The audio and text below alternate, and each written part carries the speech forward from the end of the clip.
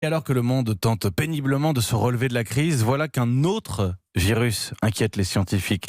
Des chercheurs chinois alertent sur un risque de pandémie d'origine animale. Encore, la base serait cette fois porcine, Mathieu Charrier. Ce nouveau virus serait un descendant de la souche H1N1 qui avait déclenché une pandémie en 2009, tuant 280 000 personnes à travers le monde.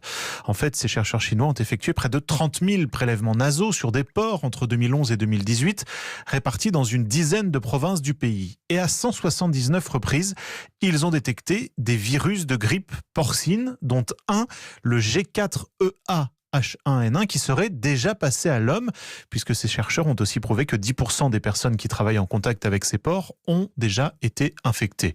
Heureusement pour nous, rien n'indique pour le moment que les hommes peuvent se transmettre ce virus entre eux, car si c'était le cas, la pandémie serait alors très dure à éviter, d'autant que le vaccin mis au point contre la grippe H1N1 serait inefficace, d'où l'appel de ces scientifiques à mettre en place une surveillance beaucoup plus accrue de ces porcs, appel officiellement entendu par les autorités chinoises. Le porte-parole du ministère des Affaires étrangères a indiqué prêter une attention particulière au développement de ce virus et être prêt à mettre en place les mesures nécessaires pour contenir sa propagation. Les explications de Mathieu Charrier.